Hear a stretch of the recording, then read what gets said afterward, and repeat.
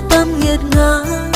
Cần bao nhiêu nước mắt nên quên đi bao đắng cay. Chưa yêu lâu thì đôi tay buông bởi anh có ai kia rồi. Phải cố gắng bước tiếp dẫu có phải bước đi một mình. Khi cơn mơ phù du đoạn đường có trông gai mưa sương. Lời anh hứa sẽ nắm tay em mai sau không đổi thay. Ngàn lời ngọt ngào chẳng thể sánh với câu lừa dối. Cần thì cần một ai đó dám yêu ai bây giờ yêu. Sẽ đau hơn khi trước khi yêu hơn gấp trăm ngàn lần. Yêu thương trao cho nhau khi lời hứa chúng ta bắt đầu. Đôi khi bên nhau lâu lời hứa đã có chẳng bền lâu. Cần thì cần một ai nhưng chẳng biết tin yêu vào ai. Cho đi thanh xuân đã biết có chạm đến bên bờ hạnh phúc. Sau cơn đau kia qua nhưng mà vết thương không xóa nhòa. Chưa yêu nhau mi cay đã bật khóc bởi tin vào anh.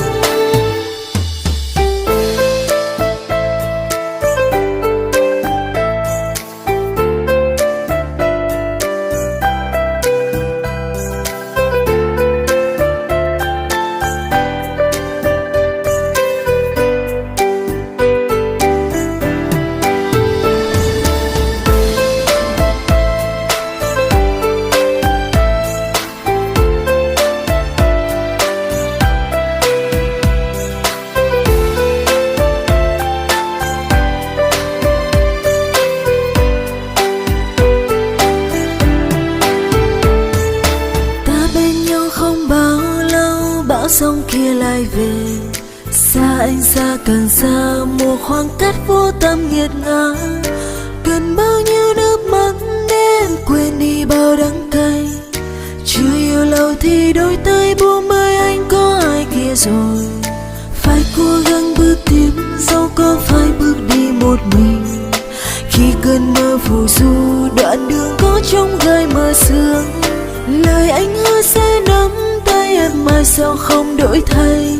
Ngàn lời ngọt ngào chẳng thể sánh với câu lừa dối. Cần thì cần một ai đó dám yêu ai bây giờ yêu. Sẽ đau hơn khi trước khi yêu hơn gấp trăm ngàn lần. Yêu thương trao cho nhau khi lời hứa chúng ta bắt đầu. Đôi khi bên nhau lâu lời hứa đã có chẳng bền lâu. Cần thì cần một ai nhưng chẳng biết tin yêu vào ai. Cho đi thanh xuân đã biết có chạm đến bên bờ hạnh phúc. Sau cơn đau kia qua nhưng mà vết thương không xóa nhòa. Chưa yêu nhau mi cay đã bật khóc bởi tin vào anh. Cần thì cần một ai đâu dám yêu ai bao giờ yêu. Sẽ đau hơn khi trước khi yêu hơn gấp trăm ngàn lần. Yêu thương trao cho nhau khi lời hứa chúng ta bắt đầu.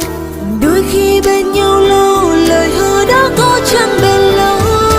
Cần thì cần một ai nhưng chẳng biết tin yêu vào ai. Cho đi thanh xuân đã biết có chạm đến bên bờ hạnh phúc. Sau cơn đau kia qua nhưng mà vết thương không xóa nhòa.